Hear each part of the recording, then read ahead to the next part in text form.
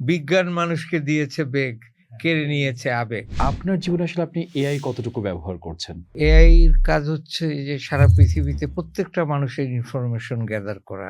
এরা অনেক ভুল করে। আর্টিফিশিয়াল ইন্টেলিজেন্স এ কিন্তু কোনো ইন্টেলিজেন্স নাই। আমার ভয়েস, এই ভয়েস দিয়ে সে আরেকজনের গলা দিয়ে কিন্তু এই গানটা গাওয়াইতে পারে। আগে যে রিসার্চগুলো মানুষের করতে সময় লাগতো অন্তত 1 মাস, সেটা এখন যন্ত্র করে দিচ্ছে 1 দিনের মধ্যে। চ্যাট জিপিটি বলি অথবা জেমিনাই বলি, তারা বলে দিচ্ছে it can be wrong, please double check. মানুষ যদি এআই তৈরি করে থাকে তাহলে অন্য সবকিছু তৈরি করতেও মানুষকেই লাগবে।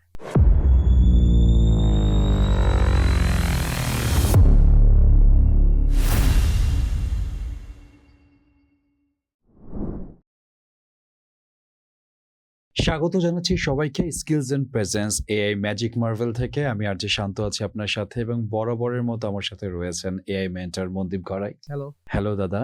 এবং আজকে আমাদের স্পেশাল গেস্ট হিসেবে আছেন জনপ্রিয় অভিনেতা হাসান মাসুদ ভাই। কেমন আছেন? আলহামদুলিল্লাহ ভালো আছি। আপনি কেমন আছেন? আমি বেশ ভালো আছি। প্রথমেই আপনার কাছে জানতে চাই যে আপনার জীবনে আসলে আপনি এআই কতটুকু ব্যবহার করছেন? আমি এআই ব্যবহার করি না।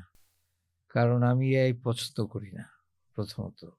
কারণ এআই কাজ হচ্ছে যে সারা পৃথিবীতে প্রত্যেকটা মানুষের ইনফরমেশন গ্যাদার করা। আপনি যখনই অনলাইনে যাবেন, আপনার সমস্ত ই মানে ইনফরমেশনগুলি এআই নিয়ে নেয় এবং নিয়ে এরা মিসইউজ করে। যেমন আবার এরা অনেক ভুলও করে। যেহেতু এরা মেশিন না, এরা রোবট না কিন্তু।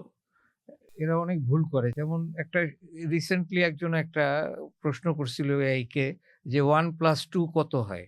ওরা বলছে 2.9 যেখানে 3 হবে। মানে মানে এদের নিজস্ব কোনো, এবং সবচেয়ে মজার ব্যাপার যে আর্টিফিশিয়াল ইন্টেলিজেন্স এ কিন্তু কোনো ইন্টেলিজেন্স নাই। আপনাকে আমি বলে দিচ্ছি, কোনো ইন্টেলিজেন্স নাই। এটা ব্যবসার জন্য ইন্টেলিজেন্স শব্দটা করা হইছে। এদের কাজই হচ্ছে খালি মানুষের পিছনে লাগা। আর অ্যা সবচেয়ে যেটা খারাপ হচ্ছে এখন যে ছাত্রছাত্রীরা অনেকটা এআই নির্ভরশীল হয়ে যাচ্ছে। যেমন একটা সাবজেক্টের উপরে একটা হোমওয়ার্ক দিল টিচার, সে সেটাই এআই কে দিল করতে। টিচার কিন্তু ঠিকই বুঝে যায় যে এটা এআই করেছে। কারণ ওখানে যে ইনফরমেশন গুলি ছিল সবগুলোর দরকার নাই। আর আরেকটা জিনিস হচ্ছে যে আমার ভয়েস, আমি যেহেতু একসময় গায়ক ছিলাম, আমার অ্যালবামও আছে। এই ভয়েস দিয়ে সে আরেকজনের গলা দিয়ে কিন্তু এই গানটা গাওয়াইতে পারে। এই যে জিনিসগুলা, হ্যাঁ? এবং কোনো সত্য-টত্তর কোনো ব্যাপার নাই। যার ফলে আমার কাছে একদমই জিনিসটা খুবই অপ্রয়োজনীয় একটা জিনিস এবং একটা উটকো ঝামেলার মতো মনে হয়।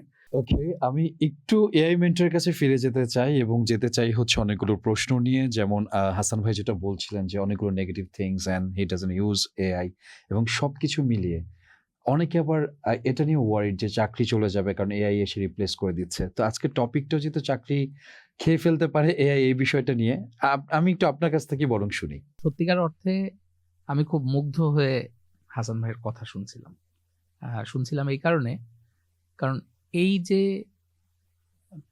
টোনটা অথবা যে কথাগুলো হাসান ভাই বললেন, এটা হিউম্যানিটি টোন, এটা ওনার একার না। আমরা যদি একটু খেয়াল করি, গুগল আলফাগো নামে একটা সিস্টেম তৈরি করেছিল যেটা 5টা গেমে মধ্যে 4টায় মানুষকে হারিয়ে দেয়। প্রথম গেমে যখন মানুষ হারে, মানুষ বিশ্ব চ্যাম্পিয়ন হেরে গেছিল, যারা এই আলফাগো বানিয়েছে তারা গোল করার মতো উৎসব করেছিল। সেকেন্ডটাতেও যখন জেতে তখনও চিৎকার চেঁচামেচি করে উৎসব করেছে। থার্ডটায় যখন যন্ত্র জিতে যাচ্ছিল, তাদেরই এক টিম মেম্বার নীরবে বসে কাঁদছিল আর টিস্যু দিয়ে চোখ মুছছিল। তখন তার ইন্টারভিউ নেওয়া হয়েছে পরে যে আপনি কাঁদছিলেন কেন? তখন তিনি কিন্তু জাস্ট 3টা শব্দ বলেছেন যে মানুষ হেরে গেছে। এই জায়গাটাই হলো আসলে আমাদের সবার চিন্তার মধ্যে থাকে, কিন্তু আমরা আবার এআই কে এড়াতেও পারছি, কারণ অ্যাডভান্সমেন্টটা এত বেশি এবং অ্যাডভান্সমেন্টটা যে গতিতে হচ্ছে। আমরা তো জেমস ক্যামেরনের নাম সবাই জানি। টার্মিনেটরের সিকুয়েল নাম্বার 7 উনি লিখতে যে লেখার কিছু পাচ্ছেন না। এ নিয়ে তাকে প্রশ্ন করা হচ্ছিল যে আপনি এত দেরি করছেন কেন, এই টার্মিনেটর সিরিজের এইটা তো শেষ করে দেওয়া দরকার। তখন উনি বলেছেন যে বর্তমানে এআই এর অ্যাডভান্সমেন্ট যে পর্যায়ে আছে, সায়েন্স ফিকশনের চেয়ে বেশি গতিতে আসলে রিয়েলিটি চলছে। তা আমি নতুন করে এমন কি ইমাজিন করব যেটা আসলে মানে বর্তমান রিয়েলিটিকে ছাড়াবে, আমি খুঁজে পাচ্ছি না। মানে he is actually facing a writer's block because of AI, যে এত গতিতে আগাচ্ছে। এখন আমরা যেহেতু মানে এটাকে গতি রোধ করতে পারছি না, তাহলে আমাদের যেটা উচিত যে আমাদের সামনে বড় ওয়েভ আছে, we have to know how to swim. তা না হলে টিকে থাকাটা আসলে আমাদের জন্য কঠিন হবে বা হতে পারে। এই চাকরি নিয়ে যে ভয়টা তরুণ প্রজন্ম পাচ্ছে, এটার কিছু কারণ তো অবশ্যই আছে। কারণ আমরা সোশ্যাল মিডিয়া খুললেই এখন এই ভয়টা ছড়াতে দেখি। সবাই বলে যে এআই চাকরি খেয়ে দিবে, এআই চাকরি খেয়ে দিবে। আসলে এআই চাকরি খেয়ে দিবে কিনা এটার আমরা ডিসেকশনটায় আজকে যাব। এর মাঝখানে আমি হাসান ভাইয়ের কাছেও যাব, আপনার কাছেও আসবো বিভিন্ন প্রশ্ন নিয়ে। প্রথম যে ইস্যুটা আছে যে এআই আসার ফলে আসলে কোন কোন পেশাগুলো অবসলিট হয়ে যাচ্ছে, এবং এই কথাটা যখন চাওয়ার হয়েছে যে এআই আসলো অমুক অমুক পেশাগুলো নাই হয়ে যাবে, এখন স্বাভাবিক মানুষের তো ভয় লাগারই কথা। না, আপনাকে তো আমি আগেই বলেছি যে ইন্টেলিজেন্স নাই এদের। হ্যাঁ, কিন্তু ওই যে ওই জায়গাটা যে আর্টিফিশিয়াল ইন্টেলিজেন্সটা একটা ব্যবসার একটা এক্স্যাক্টলি, এদের কোনো ইন্টেলিজেন্স নাই। এখন আমরা যদি সেই জায়গায় যদি দেখি যে আসলে কোন কোন সার্ভিসগুলো বা কোন কোন চাকরিগুলো নাই হয়ে যাচ্ছে, ফার্স্ট অফ অল হলো কাস্টমার সার্ভিস। আমরা কাস্টমার সার্ভিসের যে প্যাটার্নটা জানি, কাস্টমার সার্ভিস নামটা আমি বলার সাথে সাথে আমি জানি আমাদের তিনজনের মাথাতেই একটা ইমেজ আসছে, একটা বড় রুম, বেশ কিছু কিউবিকলে কানে হেডফোন দেওয়া কিছু লোকজন বসে কথা বলছে, আমি আপনি ফোন করছি, তারা এগুলোর জবাব দিচ্ছে। রিসেন্ট একটা রিপোর্ট বলে যে এই জবটা 90% অলরেডি নাই হয়ে গেছে উন্নত বিশ্বে, এবং বাংলাদেশেও আলটিমেটলি এটা থাকবে না। কারণ হলো এখন এআই চ্যাটবটগুলো দ্যাট মাচ স্মার্ট। কারণ কেউ তো আসলে মোবাইলের কল সেন্টারে ফোন করে সবজির দাম জিজ্ঞেস করবে না, করবে মোবাইলের কথাই, যে আমার সে ফর এক্সাম্পল সিম নষ্ট হয়ে গেছে বা আমি রিচার্জ করছি আমাকে দেয় না কেন, এগুলো তাদের ভালোভাবে শিখিয়ে দেওয়া হয়েছে। কাস্টমার সার্ভিস অনেক বড় ক্ষতির মুখে পড়বে বলেই তারা ধরে নিচ্ছে। এরপরে আসি যারা এন্ট্রি লেভেলের কোডিং করে, অর্থাৎ সফটওয়্যার বানানোর জন্য কোড পারে। অলরেডি এআই কোম্পানিগুলো ঘোষণাই করে দিয়েছে যে আগামী 2 বছরের মধ্যে 90% কোড এআই করে দিবে। এবং এই কাজগুলো তো আসলে যন্ত্রর করতে পারাটা স্বাভাবিক ব্যাপারই, কারণ এটা যন্ত্রের কাজেই লাগে। এবং আগে পারতো না, আগে মানুষ ঘন্টার পর ঘন্টা বসে একটা সফটওয়্যার বানাতো, একটা ওয়েবসাইট বানাতো, এগুলো এখন এআই করে দিবে। এটাও ক্ষতির মুখে পড়ছে, এটা ধরে নেওয়া যায়। এরপরে কন্টেন্ট রাইটার, যে জায়গাটায় আমরা আসলে ভয় পাচ্ছি, আমরা যারা লিখি, ক্রিয়েটিভ রাইটিং এর বড় একটা জায়গা এআই দখল করে নেবে, এবং নেবে মানে অলরেডি নিয়েছে। ক্রিয়েটিভ রাইটিংটা যখন কর্পোরেট লেভেলে, তখন দেখা যায় যে একটা কাঠামোর বাইরে তারা যায় না। এটা গল্প লেখার মতো না, উপন্যাস লেখার মতো না। তাদের ক্রিয়েটিভ রাইটিংটা হলো তাদের প্রোডাক্ট বেসড, এবং দেখা যায় তারা 100 প্রোডাক্ট বের করেছে, সেই 100 প্রোডাক্ট ওয়ার্ল্ডের যে কোনো না কোনো জায়গায় এখনো চলছে। সে ফর এক্সাম্পল একটা সাবান, এই সাবান নিয়ে যে একটা স্ক্রিপ্ট হবে, এই সাবানের স্ক্রিপ্ট তো অনেক কান্ট্রিতে আছে। তাহলে তারা এখন দেখতেছে যে চুরি করতেছে। হ্যাঁ, এক্স্যাক্টলি, নিয়ে আসতেছে। হ্যাঁ, আপনি চুরি করতেছে বললে আমরা বলবো যে হ্যাঁ, কাইন্ড অফ তারা নিয়ে আসতেছে, ওইখান থেকে এনে কিন্তু একটা তৈরি করে দিচ্ছে। এখন আপনি দেখছেন কি, আমরা একটু আগে মিউজিক নিয়ে আলোচনা হচ্ছিল, তখন আমি একটা কথাই বলছি, ওই যে আপনি বিজনেসের কথা বললেন না, সবাই কিন্তু বিজনেসটাই দেখতেছে। যে কিনা আজকে কোম্পানির মালিক, সে দেখবে কত কম খরচে কত কম সময়ে আমার অ্যাডটা তৈরি হবে। তার এর বাইরে কিন্তু আসলে কোনো কনসিডারেশন নাই। সে 5টা মানুষ নিবে, কাজটা আরো বেশি ক্রিয়েটিভ হবে, সে বলবে ভাই আমার আরো বেশি ক্রিয়েটিভ দরকার নেই, আমার চললেই হয়েছে। আবার এআই তাকে এই অ্যাডভার্টাইজমেন্টও করে দিচ্ছে যে তুমি অ্যাড বানাবা, আমি মার্কেট রিসার্চ করে তোমাকে বলে দিচ্ছি কোন অ্যাডটা চলবে, কিভাবে বানালে চলবে, সেই অ্যানালিটিক্সও দিতেছে। তাহলে কন্টেন্ট রাইটার বা কপি রাইটার যারা আছে, একই সাথে প্রুফ রিডার যারা আছে, এই জবটা হুমকির মুখে পড়তেছে। অবশ্যই এটা বেসিক লেভেলে, অ্যাডভান্সটা আমরা যাব না। এরপরে যদি দেখি রিসার্চ অ্যানালিস্ট, আগে যে রিসার্চগুলো মানুষের করতে সময় লাগতো অন্তত 1 মাস, সেটা এখন যন্ত্র করে দিচ্ছে 1 দিনের মধ্যে। প্রচুর ভুলে ভরা। এখন এই ভুলে ভরা, আপনি যে ভুল বা ভুল উত্তরের কথা বললেন, এটার একটা টার্ম আছে, তারা বলছে যে এআই হ্যালোসিনেশন। অর্থাৎ এআই বিভিন্ন সময় যে এমনভাবে হ্যালুসিনেট করে, এমন কিছু উত্তর দেয়, এত এত বোকা উত্তর, যে এটার কারণ খুঁজতেই এখন আলাদা মানে টিম তৈরি হয়েছে বিভিন্ন এআই কোম্পানির মধ্যে, যে হ্যালুসিনেশন কিভাবে কমানো যায়। কারণ দেখা গেছে যে এই হ্যালুসিনেশন 35% পর্যন্ত কোনো কোনো জায়গায় হয়ে যাচ্ছে, যেটা বিশাল ক্ষতির কারণ। কিন্তু আমাদের দেশে যারা আমরা পড়াশোনা করতেছি বা চাকরি করতেছি, তারা কি করি? আমরা শুধু এআই এর কাছে টপিকটা ধরাই দিতে পারলে আমাদের দায়িত্ব শেষ।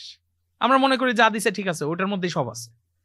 কিন্তু আমরা কখনো নিচের লাইনটা দেখি না, যে ওই চ্যাট জিপিটি বলি অথবা জেমিনাই বলি, তারা বলে দিচ্ছে it can be wrong, please double check. এই জায়গাটা আমরা দেখি না, আমরা এড়িয়ে যাচ্ছি। অ্যাজ এ রেজাল্ট যেটা হচ্ছে যে এই রিসার্চ অ্যানালিস্টের জায়গাটা তারা হয়তো এখন ভুল করবে, কিন্তু সামনে এই জায়গাটাও ক্ষতির মুখে পড়বে। ডাটা এন্ট্রি অপারেটরও তাই, একদম বেসিক জব, রিডান্ডেন্ট জব, এটা এআই করবে। বুক কিপিংও তাই, এটার মধ্যে কোনো ইনোভেশন নেই, মিস্টেক্স হবে। হ্যাঁ, প্রথম দিকে মিস্টেক্স থাকবে, কিন্তু তারপরেও দেখা যাচ্ছে যে ওই মিস্টেক্স টু কোলাটারাল ড্যামেজ হিসেবে ধরে তারা কিন্তু এটাকে অ্যাকসেপ্ট করে নিচ্ছে বিভিন্ন কোম্পানি। এখন পর্যন্ত মানে অনেক জায়গাতেই এটা শুরু হয়ে গেছে। এরপর হলো সবচেয়ে যে ক্ষতির জায়গাটা বলছে যে ওভার 90% এই জবটা নাই হয়ে গেছে, সেটা হলো ট্রান্সলেটরের জব। এটা নাই, মানে এখন আগে যেরকম ইন্টারপ্রিটার বা ট্রান্সলেটরের একটা জায়গা ছিল, এই জায়গাটা টোটাল গুগল ট্রান্সলেট আসার পর বা পরবর্তীতে এই যে এআই ইঞ্জিনগুলো আসার পরে এই জায়গাটা আর আসলে এক্সিস্ট করবে না সামনে, এটা আমরা ধরেই নিচ্ছি। এরপরে ট্রাভেল এজেন্ট, আমরা একটু আগে বলছিলাম বুকিং.com এর কথা, যে বুকিং.com এআই ট্রাভেল এজেন্ট তৈরি করেছে, যেটাকে আর বারবার বলে দেওয়া লাগে না যে আপনি কোথায় যেতে চান, কি করতে চান, আপনি বলে দিবেন বাজেট, ভাই আমার 5,000 টাকা আছে, আমি এর মধ্যে ঘুরে আসতে চাই, ও আপনাকে সুন্দর করে গুছায় দিবে যে কোন জায়গায় আপনি যেতে পারেন বা কিছু। লাস্ট যে জায়গাটা বলবো সেটা হলো লাইব্রেরিয়ানের জব, ভেরি ইম্পর্টেন্ট। আমরা কিন্তু যে ইনস্টিটিউশনগুলোয় পড়াশোনা করেছি, যিনি লাইব্রেরিয়ান থাকতেন তার প্রতি আমাদের অন্যরকম একটা শ্রদ্ধার জায়গা থাকতো, যে তিনি সব বইয়ের খোঁজ জানেন, ক্যাটালগ, উনি লিভিং ক্যাটালগ। এই জায়গাটা এআই বিশ্বের বড় বড় লাইব্রেরিতে দখল করে নিছে। ইভেন সমস্যা যেটা হয়েছে, লাইব্রেরিয়ান তো শুধু বই কোথায় আছে সেটা জানতেন, আর এআই জানে ওই বইয়ের মধ্যে কি আছে। ওকে এআই লাইব্রেরিয়ানকে জিজ্ঞেস করলে বলে দিতেছে এই বইয়ের মধ্যে তুমি এই এই পাবা, তখন বলতেছে আমার অ্যাসাইনমেন্টের জন্য তো এটা দরকার, এটা কি আছে, তখন ও আবার বলতেছে না এটা নাই, তুমি এটার বদলে ওই শেলফের অমুক বই পড়ো, তাহলে জানতে পারবা কি আছে। তার মানে এই জবও কিন্তু মোটামুটি এক্সটিংক্ট পর্যায়ে। এখন আমরা ভয় পাবো কিনা, এটা একটা বড় কোশ্চেন, যে ভয় পাবো কিনা। এই জায়গায় এসে আমি একটু হাসান ভাইয়ের কাছে যাব, যে এই জায়গায় আপনি কি বলতে চান? যে আসলে আমি এখনো আত্মবিশ্বাসী যে এআই উইল নট মানে work up to the mark. মানে আমি still I am a believer যে AI will not last that much, the way Google translator lasted, ওরকম ভাবে এরা লাস্ট করবে না। শান্ত ভাই, আসলে এখন যেভাবে দখল করছে, যে যেরকম সবাই গুগল ট্রান্সলেটরের দিকে ঝুঁকেছে, এখন অন্যান্য ট্রান্সলেটর আছে, আমার তো মনে হচ্ছে অলরেডি তারা দখল করে ফেলেছে। তো সেক্ষেত্রে আসলে মানে সবাই ডিপেন্ড করবে কিনা সেটা একটা প্রশ্ন হতে পারে। সবাই হয়তো ডিপেন্ড করবে না, কিন্তু ফর এক্সাম্পল ধরেন যে আমি গত পর্বে যেরকম বলছিলাম যে একজন কবিতা লিখে এসে বলছে যে এটা সে লিখেছে, যেটা খুবই বাজে একটা ব্যাপার হয়েছে, যা হয়তো অনেকে ধরতেও পারছে না, যেটা তো ট্যালেন্ট হারিয়ে যাচ্ছে, কারণ ব্রেন তো ডাম্প হয়ে যাবে যদি কাজ না করতে পারে। কিন্তু যেটা প্রযুক্তিকে তো থামানোর ক্ষমতা আসলে আমাদের নেই। এখানে আমরা দুইটা জিনিস পাচ্ছি। এক হলো হাসান ভাই বলছেন যে not up to the mark, ওটা যাবে না, আমরা প্রিভেল করে যাব। আমার যুক্তিটা হচ্ছে যে আমি কোনো স্ক্রিপ্ট লিখলে আমি পেন ইসে লিখি, কিন্তু এখনো কাগজে কলমে, আমি কম্পিউটারে লিখি না, বিকজ কম্পিউটারে লিখলেই এটা এআই এর একটা রিস্কের মধ্যে চলে যাচ্ছে না, এবং এআই এর ওটা রিসোর্স হিসেবে থাকে, যে নিয়ে নিবে। আমরা আসলে ভয় পাবো কিনা বা ভয়ের কিছু আছে কিনা, এতগুলো পেশা নাই হয়ে যাচ্ছে।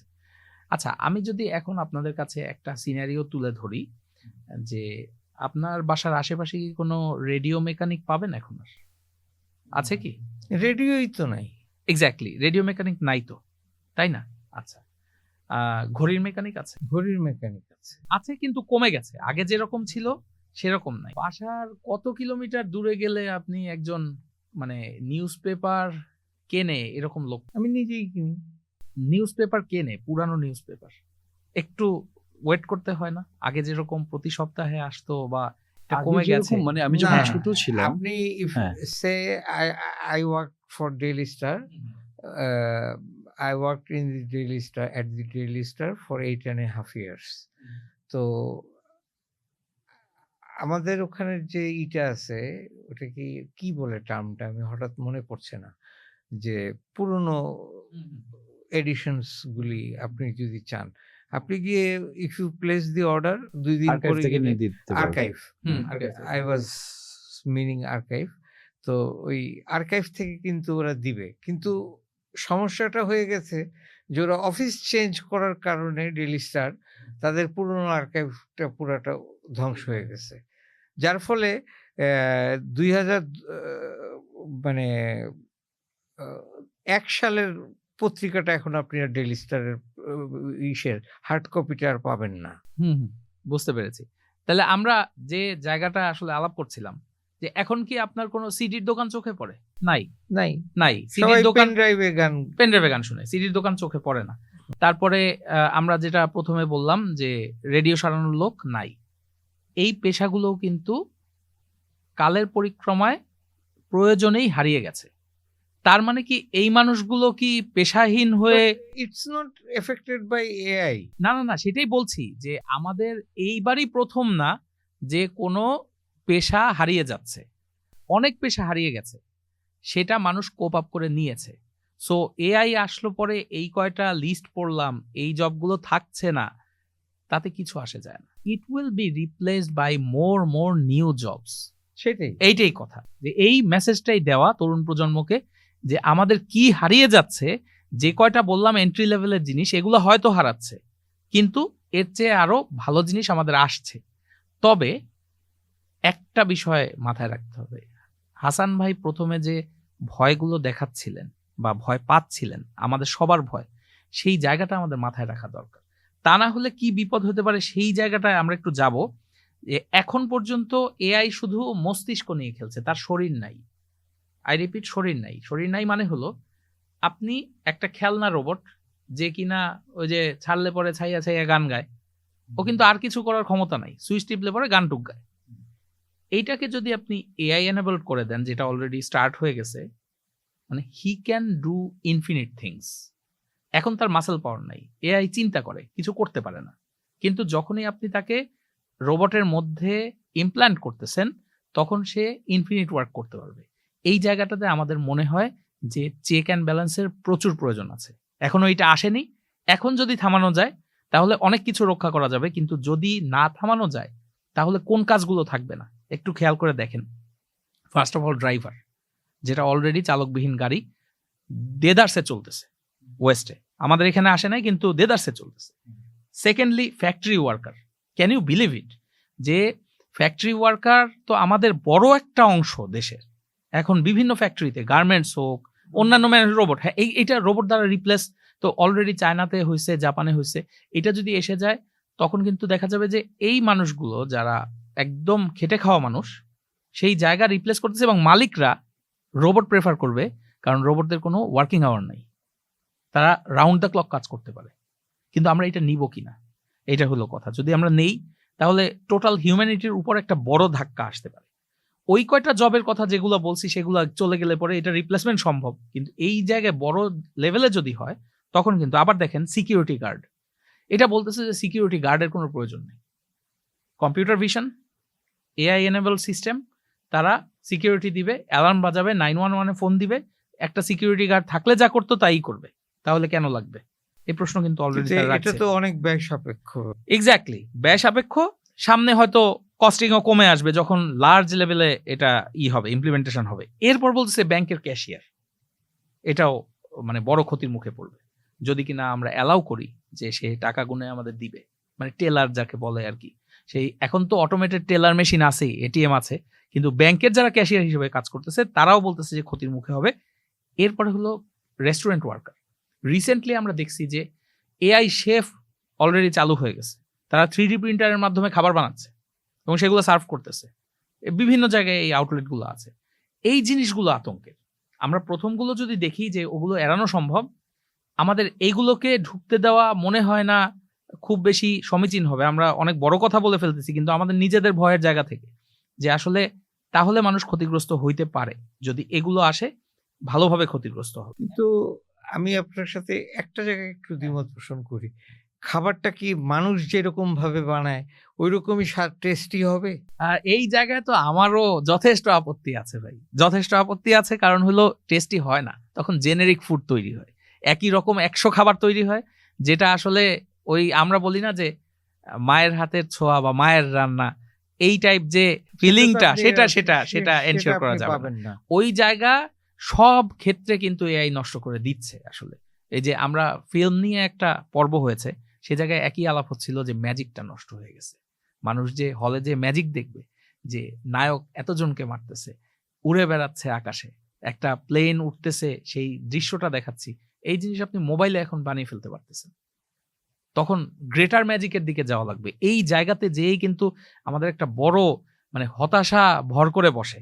এই যে আপনি বললেন যে আসলে টেস্ট কি এরকম হবে, আমারও কিন্তু সেই একই কথা, যে আগে পরিবার নিয়ে একটা সিনেমা দেখে যে শান্তিটা পেতাম, এখন এভরিওয়্যার চারিদিকে তাকাইলেই সিনেমা, চারিদিকে তাকাইলেই ম্যাজিক রিয়ালিজম, এর মধ্যে আমরা বাঁচতেছি।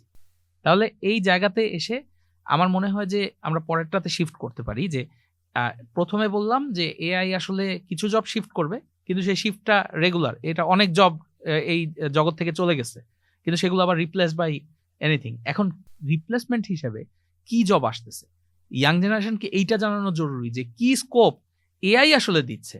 এখন নতুন যে জবগুলো আসছে, যেমন machine learning engineers, AI ethicist, তারপর যদি বলি যে AI prompt engineer, NLP specialist, robotics maintenance technicians, AI cyber security analyst, data scientist, AI trainers, তারপরে autonomous vehicle system manager, smart city planner, human AI interaction designer, এইরকম জবগুলো কিন্তু আমাদের job সেক্টরে ঢুকবে। এখন ব্যাপার হলো how much ready we are. এইটা খুব জরুরি বিষয়, কারণ যখন আগের জবগুলো রিপ্লেস হয়ে যাচ্ছে, আমি ধারণাই করে রেখেছিলাম যে সে ফর এক্সাম্পল একটা পরীক্ষা দিয়ে মোটামুটি একটা জবে ঢুকে যাব, যে জবটা আছে ওই ক্যাশিয়ার হিসেবে, এখন ক্যাশিয়ারের জব নাই, তাহলে আমার কি করতে হবে? আগে থেকে এই ফরকাস্টিংটা জানা খুব জরুরি, যে আসলে নতুন কোন জব সেক্টর তৈরি হচ্ছে এবং এটার জন্য আমাকে কি পড়াটা শিখতে হবে। কারণ পানি কোনো মানুষ মারে না, সাঁতার না জানলে মানুষ ডুবে মরে। এখন এই সাঁতার জানাটা জরুরি হয়ে গেছে আমাদের এই পর্যায়ে এসে। আপনি কি বলেন শান্ত ভাই, কি বলেন? না, সেটা তো ডেফিনেটলি, কারণ হচ্ছে হলো মানে টেকনোলজিকে যেহেতু আমরা থামাতে পারছি না, এটার সাথে কোপ আপ কিভাবে করা যেতে পারে। আমি প্রথমত হচ্ছে এআই কিছু বিষয় নিয়ে খুবই বিপক্ষে, যেটা আমি গত এপিসোডে বললাম যে যেমন আমি লিখতে ভালোবাসি, এখন যদি এআই লিখে দেয় তাহলে আমার তো ব্রেইনের কাজ করলো না। তো এই বিষয়গুলো যেমন হাসান ভাইও নেগেটিভলি বলেছে, আমি আগের পর্বেও নেগেটিভলি বলেছি, কিন্তু ফ্যাক্ট হচ্ছে যেটা আমি জানতে চাচ্ছিলাম যে লাইক কম্পিউটার অ্যাসেম্বলির মতো যে কাজগুলো ডার্ক ফ্যাক্টরিগুলোতে করছে তারা, যে বিভিন্ন মেশিন দিয়ে ওরা বিভিন্ন জিনিস প্রোডাক্ট তৈরি করে ফেলছে, তো 2 দিন পর তো কম্পিউটার অ্যাসেম্বলিও করতে পারবে না। এটা অলরেডি তারা করছে, কিন্তু ওই যে একটা কথা মানে আবার বলতেই হয় যে এখনো কস্টটা এরকম দ্যাট উই ক্যানট বিয়ার। এটা সবাই এফোর্ড করতে পারছে না, এক সময় পারবে এবং তখন আমাদের যে জায়গাটা আমরা এখন বলবো আর কি, হাসান ভাই হয়তো এটার সাথে অ্যাগ্রি করে যাবেন, যে এই প্রশ্নটা বড় এসেছে যে কোন কোন জায়গায় মানুষকে প্রয়োজন হবে। মানে এআই থাকবে, এআই এর মতো কাজ করবে, দেখা গেছে যে এমপ্যাথির জায়গায় মানুষের রিপ্লেসমেন্ট নাই, কমপ্লেক্স জাজমেন্টের জায়গায় মানুষের কোনো রিপ্লেসমেন্ট নাই, একই সাথে ক্রিয়েটিভিটির জায়গায়। কারণ মানুষ যদি এআই তৈরি করে থাকে তাহলে অন্য সবকিছু তৈরি করতেও মানুষকেই লাগবে। না, আপনি একদম পারফেক্টলি বলেছেন। বিশেষ করে ক্রিয়েটিভ রাইটিং, এটা তো AI cannot do it, you have to. আমি যেমন একটু আগে এই প্রতিষ্ঠানের সিইওর সাথে কথা বলছিলাম, ওখানে আমি বলছিলাম যে আমার কাছে অনেকগুলো আছে, টপিক আছে, ড্রামা করার আমার মাথার মধ্যে আছে, হ্যাঁ, কিন্তু আমি এগুলো কারোর সাথে শেয়ার করি না এই জন্য যে unless you come to a point agreement with me যে এইটা এইভাবে করবো, টাকা পয়সা সব মিলে হবে, then I will share. because otherwise it will be stolen. Idea will be stolen. I just do not do it. Simply I don't do it. আমি এটা করতে পছন্দই করি না। আপনি বারবার হিউম্যান শব্দটা বলছেন, মানে কোন কোন জায়গায় আমাদের একটু নজর রাখতে হবে। তারপরে ডক্টরের জায়গাটা, ডক্টর মানে হলো অনেক জায়গাতেই দেখা গেছে যে পার্সোনাল থেরাপিস্ট হিসেবে এআই কাজ করছে, কিন্তু একটা পর্যায়ে যে এআই অনেক ভুলভাল অনেক কিছু বলে বসে। আপনার সাথে কমপ্লিটলি অ্যাগ্রি করি, আরো অ্যাড করি। 67 বছর বয়সী একজন মাঝখানে, এটা ওয়েস্টের ঘটনা, মাঝখানে হলো উনি ডাক্তার ওনাকে বলেছে যে সোডিয়াম ক্লোরাইড খাবেন না। তো এখন উনি এর কাছে জিজ্ঞেস করেছেন যে আমি সোডিয়াম ক্লোরাইড খাইতে ডাক্তার নিষেধ করছে, can you give me some alternative? তখন এআই বলছে অবশ্যই অল্টারনেটিভ আছে, সোডিয়াম ব্রোমাইড খাও। সোডিয়াম ব্রোমাইড তো শরীরের জন্য ক্ষতিকর।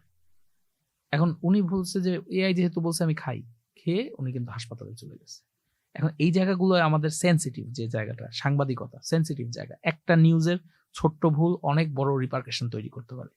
টিচার, একটা বাচ্চার বেসিক যদি ভুল হয় সেটা ঠিক করতে সারা জীবন লেগে যায়, কারণ আমরা যদি নামটা ভুল শিখি সে কিন্তু অঙ্ক তো আর কোনোদিন মিলবে না। আবার এই যে জায়গাটা বললাম ডাক্তার, এবং লাস্ট হলো ম্যানুফ্যাকচারিং।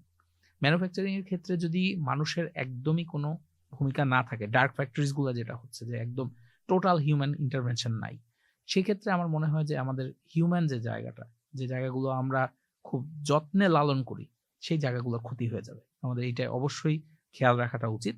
এবং একদম শেষে এসে একটা টেস্ট কেস বলি, বা এটা নিয়ে আজকে ইন্টারন্যাশনাল কয়েকটা মিডিয়াতেই দেখলাম যে এই জিনিসগুলো আলোচিত হচ্ছে। সেটা হলো আপনি যে কথাটা বলেছেন যে এআই অনেক কিছু পারবে না, আমি এই পুরো সময়টাতেই হাসান ভাইয়ের একটা জিনিস যে তার অরিজিনালিটিটা ধরে রেখেছেন, যে আমি এআই এর কাছে যাবো না, এআই ইউজও করবো না, এইটা পারবে না, ওটা পারবে না, ঠিক আছে সবকিছু, কিন্তু আমরা করছি কি, মানে আমাদের প্র্যাকটিসটা কি? প্র্যাকটিসটা হলো তরুণ প্রজন্ম সিভি লিখতে চায়, ডিটেলগুলো দিয়ে দেয়, এআই সিভি লিখে দিচ্ছে। এর মধ্যে তার নিজের কোনো ইনপুট নাই, not even career objective. AI যা লিখে দিচ্ছে তাই, সেটা সে জবের সেক্টরগুলোতে সাবমিট করতেছে, সাবমিট করে ওয়েট করতেছে, আর জবাব আসে না। এখন কেন জবাব আসে না, এটার প্রশ্নটা তো হইতে পারে, মানে অবজেক্টিভটা কারণ। এখন ব্যাপারটা হলো কেন জবাব আসতেছে না, এটা যখন খুঁজতে যাওয়া হচ্ছে ডিপ ইনসাইড দ্য সিস্টেম, দেখা গেছে যে বড় বড় কোম্পানিগুলোতে তারা অ্যাপ্লাই করছে, ওই পারে এইচআর এর স্ক্রুটিনিতে বসে আছে আর এক এআই, লেখা হয়েছে এআই দিয়ে, যাচ্ছে আর এক এআই এর কাছে। তারা যখন বলতেছে যে এই ছেলে ক্রিয়েটিভ কিনা, খুঁজে দেখতেছে তো এআই দিয়ে মারছে, বাদ দিয়ে দাও। তাহলে প্রবলেমটা কোথায় তো ক্লিয়ার, আপনি বুঝতে পারতেছেন। এবং এখন যেটা হচ্ছে, সে দিনের পর দিন আর কোনো চাকরির আর খোঁজ নাই। এরকম প্রচুর কেসের পরে দেখা গেছে মার্কেটে সার্ভিসের অভাব নাই, প্রমোট করা হচ্ছে এই চাকরি সেই চাকরি, কিন্তু চাকরির ক্ষেত্রে ডাক পাচ্ছে না। এখানে প্রথম যে কাজটা করা দরকার সবার, মানে বলা হচ্ছে যেটা 90% মানুষের নাকি কাভার লেটার আর ক্যারিয়ার অবজেক্টিভ সিভির এক সেম। এখন এটা তো ট্র্যাশই হচ্ছে। এআই কে দিয়ে আপনি চাইছিলেন আপনার এনহ্যান্সমেন্ট, উল্টা আপনি কিন্তু একটা গার্বেজ তৈরি করে দিচ্ছেন আপনার এমপ্লয়ারের কাছে, সেটা গ্রহণযোগ্য হচ্ছে না। একটা শব্দই কিন্তু আমার মনে হয় যে যথেষ্ট, হিউম্যান হওয়া উচিত।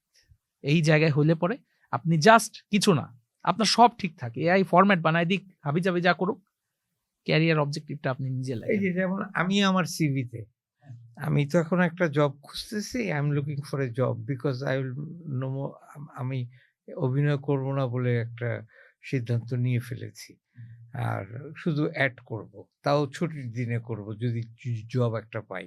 তো আমি কিন্তু যেমন আমি প্রথমে লিখেছি যে আমি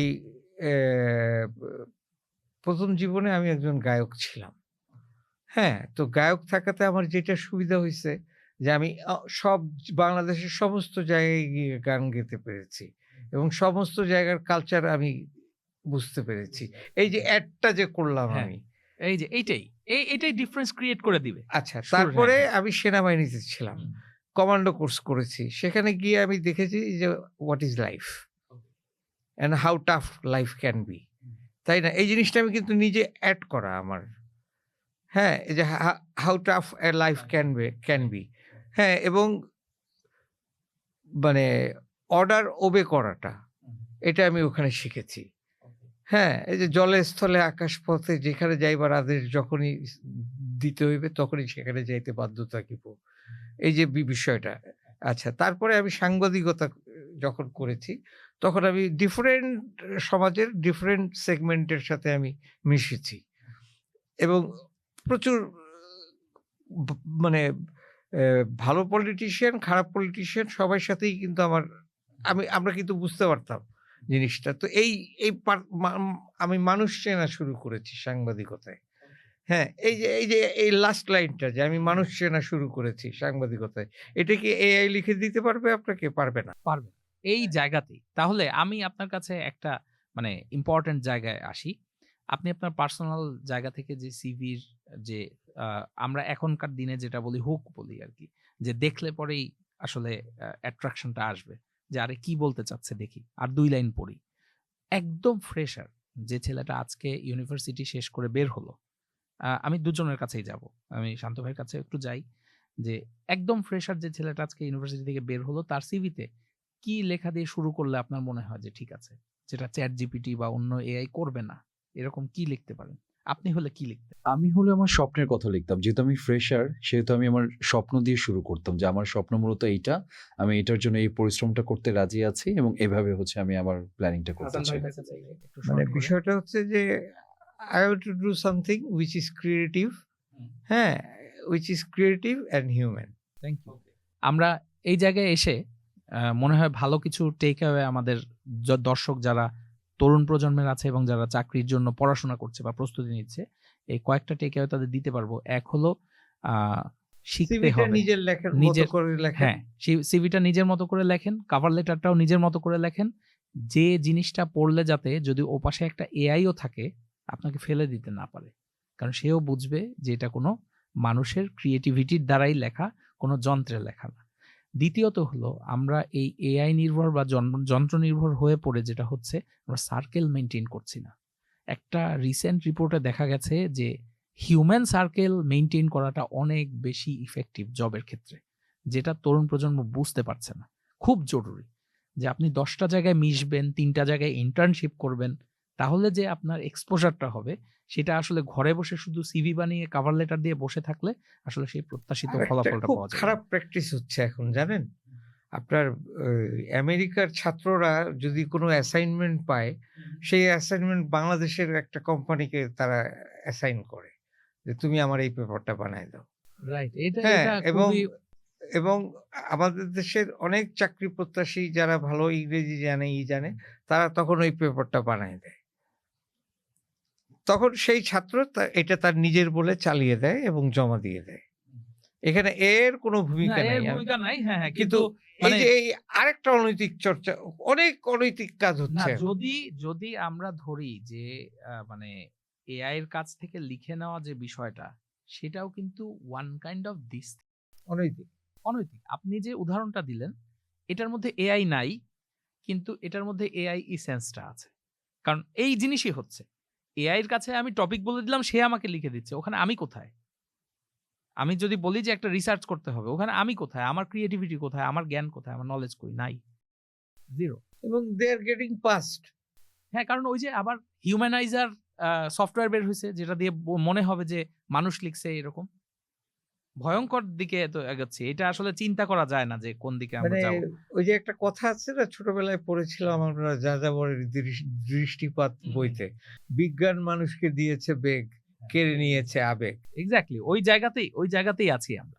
এখন আমরা যেটা আমি ইতি টানতে চাই যেখানে একটা সুখবর দিয়ে। সুখবরটা হলো ওয়ার্ল্ড ইকোনমিক ফোরামের রিসেন্ট যে রিপোর্টটা আছে এটা হয়তো ১ সপ্তাহ ২ সপ্তাহ আগের হবে বা যখন অন এয়ার হবে এটা ততদিনে আরো কিছুদিন পুরনো হয়ে যাবে। সেখানে বলা হচ্ছে যে নতুন ৯৭ মিলিয়ন জবস তৈরি হচ্ছে, আসছে। এখন এটা কি এনাফ? কেড়ে নিচ্ছে কত জব এআই? হিসেব করে দেখা গেছে 85 মিলিয়ন জব বেশি হলে এআই কাটতে পারবে। তাহলে it's a win-win situation for human race যে আমরা যে টেনশন করছি মানে level playing field even better. Better. কারণ 85 মিলিয়ন যদি তারা অল টুগেদার কেড়ে নেয়, 97 মিলিয়ন ঢুকছে, কিন্তু খেয়াল রাখতে হবে এই 97 মিলিয়ন জবসের জন্য আপনাকে প্রস্তুতি নিতে হবে এবং খেয়াল রাখতে হবে যে আমরা জানি নিজেদের ক্রিয়েটিভিটি বিলিয়ে দিয়ে নিজেদেরকে ডাম করে না তুলি। এখানে আমি একটা আমার হ্যাঁ, point, sure, ব্যক্তিগত sure, sure. অভিজ্ঞতা বলি। আমার যত বন্ধুর বা বাবা মা রিচ ছিল, হ্যাঁ। তারা কিন্তু কেউ মানুষ হয়নি, তারা কিন্তু কেউ দাঁড়াইতে পারে না। ওই যে এখনো বাপের তৈরি বাড়ির ভাড়া দিয়ে তারা চলতেছে। বাপ 5 তালা বাড়ি করে গেছে গুলশানে, 6 তালা বাড়ি করে গেছে গুলশানে, ওইটা দিয়ে তারা কিন্তু নিজেরা কিছু করতেছে না ক্রিয়েটিভ। এই জিনিসটা এই জন্য আমি সবসময় বলি, যেমন আমার বাপ পুয়ার লোক ছিল, যার জন্য আমার ভিতরে একটা প্রচেষ্টা ছিল যে আমি এইটা করব, আমি ওইটা করব। আমার ছেলেকেও কিন্তু আমি ওইভাবে বড় করেছি যে I am not a rich man, I don't have even a piece of land, you won't believe. আমি 63 ইয়ার্স ওল্ড, আমি এখনো কারণ আমি জমির কথা কখনো ভাবিই নাই, কাফনের কোনো পকেট নাই, কথাটা বুঝছেন তো। আমার ওয়াইফ ভাবছে ও ভাইয়া গ্রুপের একটা মুন্সিগঞ্জে, আমি ইচ্ছা করলে জলসিঁড়িতে সেনাবাহিনীর কিন্তু একটা প্লট নিতে পারি, কিন্তু আমি নেই। কারণ আমি আবার ওদের সাথে গিয়ে সবসময় সারাক্ষণ ওই বৈষয়িক আড্ডা, ওটা আমার পছন্দ না, ঠিক আছে না, আমার ওটা পছন্দ না। সো আমি এটা করব না। তো যেটা করব আমি আমার নিজের ক্রিয়েটিভিটি দিয়ে আমি করব। আমার যদি ভাগ্যে থাকে আমি নিশ্চয়ই কোথাও না কোথাও একটা জমি পাবো। হ্যাঁ, so it's not a big deal. আমার মনে হয় যে আমরা খুব সুন্দর জায়গায় যেতে পেরেছি। যে আলোচনা এতক্ষণ ছিলাম, আমি একদম শেষে, আমাদের আলোচনা প্রায় শেষ। আমরা মেজর কিছু টেক অ্যাওয়ে যেটা আমরা আমাদের তরুণ প্রজন্মকে এই শো এর মাধ্যমে দিতে চাচ্ছি, এর প্রথমটা হলো একটু চোখ কান খোলা রেখে দেখতে হবে নিজের পায়ে দাঁড়ানো, নতুন শেখার কোন জগৎ উন্মোচিত হয়েছে সেটা জানতে হবে। মানে সামনের দিনের পড়াশোনাগুলো কি হওয়া উচিত, এগুলো জেনে আমরা যেহেতু স্টার্ট আপ, হ্যাঁ, নতুন করে কিছু শেখা এবং নতুন করে যখন কিছু শিখছি সেইটা শিখতে যে যেন আমরা এআইটাকে ঠিকভাবে ইউজ করতে পারি। না, সেটা বিজনেসের ক্ষেত্রে এআই এর দরকার নাই। না, বিজনেস না, স্টার্টআপে দরকার নেই, কিন্তু যখন পেশাগতভাবে যে জবগুলোর কথা বললাম সেখানে জানি আমরা শিখে ফেলতে পারি জিনিসগুলো এবং সেইভাবে করে আমাদের ক্যারিয়ারটাকে বিল্ড আপ করতে আমাদের মনে হয় না অন্তত যে সামনের দিনগুলোতে সেরকম চ্যালেঞ্জ হবে। আমরা সেই ইতিবাচক জায়গা রেখেই আজকে মতো এখানে আমার আলোচনাটুকু আমি শেষ করছি। ধন্যবাদ আপনাকে, অসংখ্য ধন্যবাদ, এবং হাসান ভাইকে অসংখ্য ধন্যবাদ আমাদেরকে সময় দেওয়ার জন্য। Thank you. আর আজকের মতো শেষ করছি এখানে। Skills and presence, AI magic marvel. সবাই অনেক বেশি ভালো থাকবেন এবং বিজ্ঞানের বেগ যত বেশি থাকুক না কেন, আবেগ হারানো যাবে না। আল্লাহ হাফেজ।